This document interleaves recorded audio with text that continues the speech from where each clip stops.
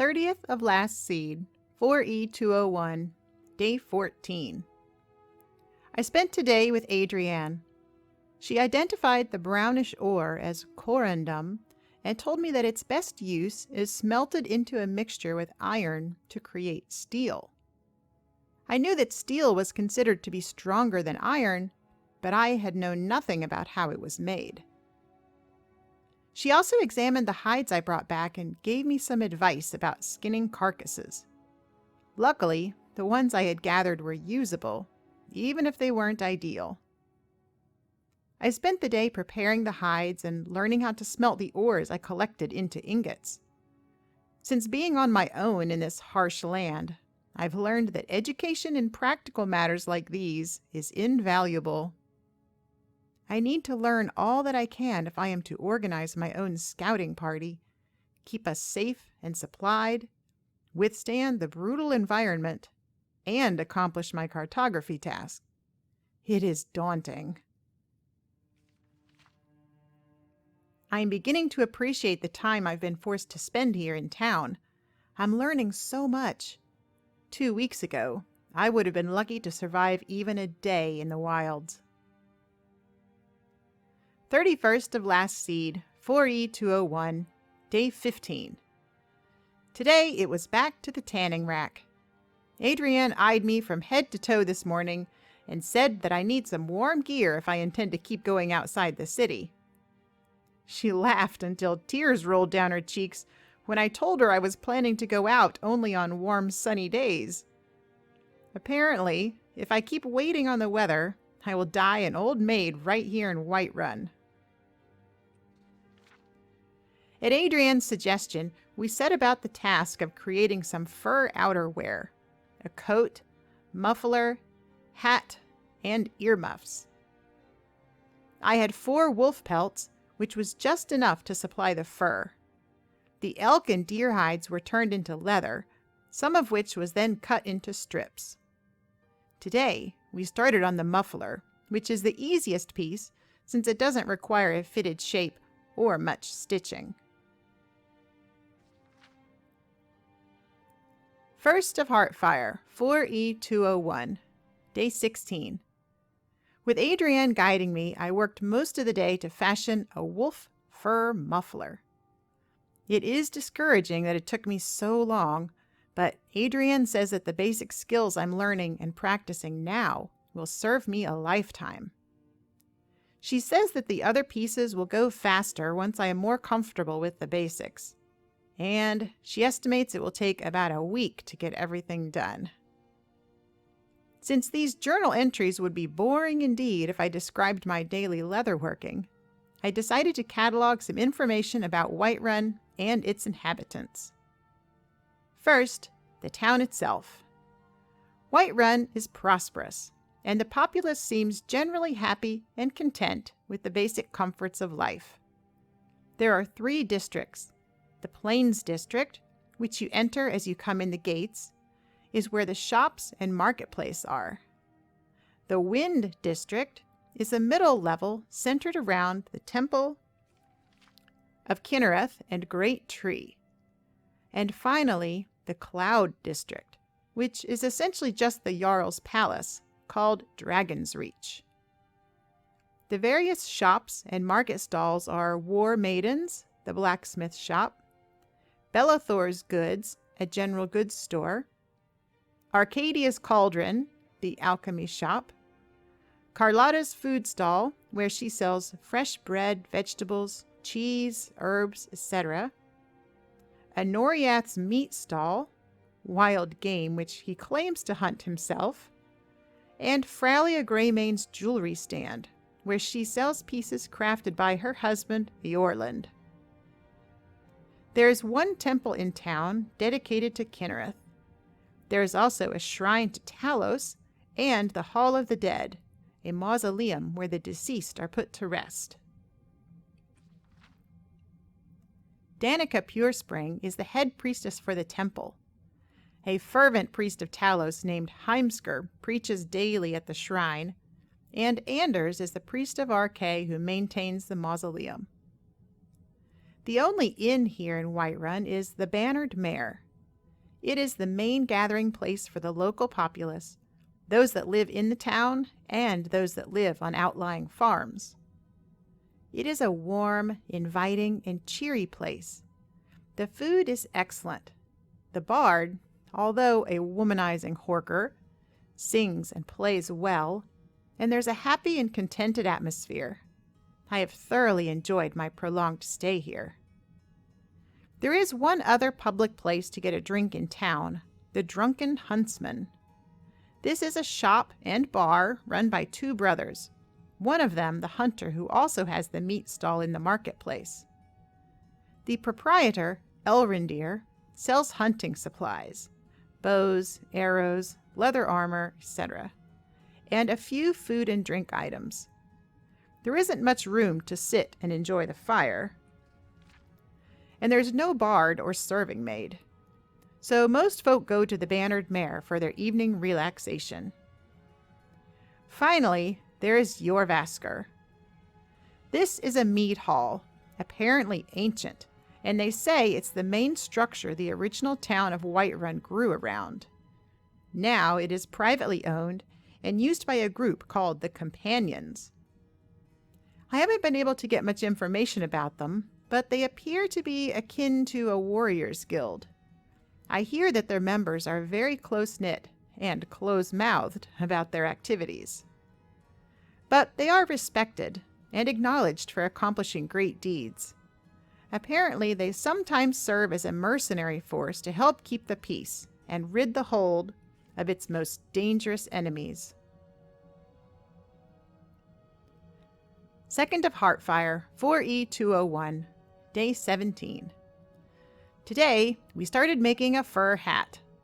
It was quite a bit harder than the muffler, since I had to get the shape right enough to fit on my head. We also finished preparing the leather and fur so that we don't need the tanning rack anymore. The rest of the work, cutting, fitting, shaping, sewing, etc., can be done inside the shop, which means I can sit by the fireplace and enjoy the warmth. I've gotten to know Adrian's husband a bit more over the last 2 days. He lives up to his name, Ulfberth Warbear, in that he is a broad-chested, muscular man who could probably pull my arms off without breaking a sweat. Despite his physical appearance, though, he is mild-mannered and has a unique sense of humor. I find their relationship to be interesting. He tends the shop while she works the forge. Isn't that backwards? It is refreshing to see how comfortable they are in their reversed roles, and nobody in town even acknowledges it. So I assume they don't find it strange, or else they just don't care. I will say one thing about Skyrim. Staying alive is so challenging that everything else seems to pale in comparison. So far, I have found far less pettiness and political undercurrent, Civil War aside, than I'm used to. It's a nice change of pace.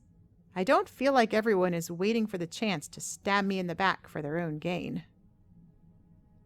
With that said, there is one petty battle going on around town, and that is the bitter rivalry that has sprung up between two of Whiterun's oldest families. The Battleborns have chosen to side with the Empire, while the Greymanes have sided with the Stormcloaks. Their previous closest-kin relationship has dissolved into an intense hatred of each other. I don't think they have come to blows yet, or at least not life-threatening blows.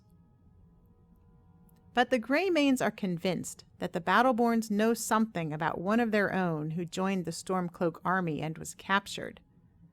The Battleborns deny any knowledge and have been dismissive and contemptuous of the Greymane concerns. Despite the feud, it seems that perhaps not all the family members are so eager to hate each other. I have seen and overheard some exchanges between John Battleborn and Ulfina Greymane that make me suspect they have feelings for each other. It would be a shame to see their budding romance squelched by family rivalry. I hope they can find a way to be together. 3rd of Heartfire, 4E201, Day 18. I now have a warm, furry hat to wear in this godforsaken land. I am very pleased with the final product, as was Adrienne. She is a wonderful teacher. She keeps saying I have some natural talent, but I really think it's just her excellent mentorship. We also made good progress today on the earmuffs. Getting the proper shape and fit is the hard part. There isn't much material needed, and not that much sewing either. Adrienne says we can finish them up in the morning and then start on the coat. That will definitely be the piece that takes the most time. I have gotten faster, and I have to ask far fewer questions at this point. I am hoping that we will finish the set within the predicted week-long time frame. Adrienne periodically mentions Eorland Greymane, usually in a tone of awe and admiration. He works something called the Skyforge outside Jorvaskr. His Skyforge steel is spoken of in such tones that you'd think it came directly from the gods themselves. Perhaps it does. Adrienne makes no apology about her aspiration to become as good a smith as Eorland. Fralia makes no apology about advertising her jewelry as being made by the best blacksmith in Skyrim. That is quite a claim, but I have yet to meet someone who disputes it. I have never met Eorland, nor have I even seen him for that matter. He either spends all of his time at the Skyforge, or else he's a figment of everyone's imagination. 4th of Heartfire, 4E201, Day 19. My earmuffs are complete and we've made a start on the coat. This involved taking some of my body measurements, laying out pieces of leather, and chalking out the cut lines. Adrienne says this is basic tailoring technique and is the extent of her tailoring skills. She laughs that it's a good thing she doesn't have to try making fancy fitted dresses. Regardless of her humility, I continue to be impressed with the breadth of her skill set and the artistry of her craft. Speaking of tailors, I'm a bit surprised that there isn't one here in town. There's not even an amateur claiming to have the skill. I have found myself wishing there was a place to purchase some basic clothing, and wishing I'd been more serious about learning how to sew when Mother tried to teach me. I've been alternating between the same 2 articles of clothing for almost 2 weeks. I try to clean one set in between wearings, but it is difficult to get them really clean, and impossible to make them smell fresh. Bellathor at the general store has 1 or 2 items for sale, but so far none of his stock has been adequate for my needs. Bellathor is, to quote one of the guards, a sleazy little man, and I wouldn't trust him on his word. But one can't avoid dealing with him since he's the only shop in town for generalities. He jokes that he would sell his sister in a minute, or buy one of my relatives if I'm selling. These offhand references to slavery or prostitution are disturbing, and one has to hope his humor doesn't belie a dark side of his business. I have seen no evidence of such things, so hopefully if he has an inclination for those activities, the presence of the guards is enough to dissuade him. 5th of Heartfire, 4E201, Day 20. We are making good progress on the coat. We did have one setback. We miscut one of the pieces of leather.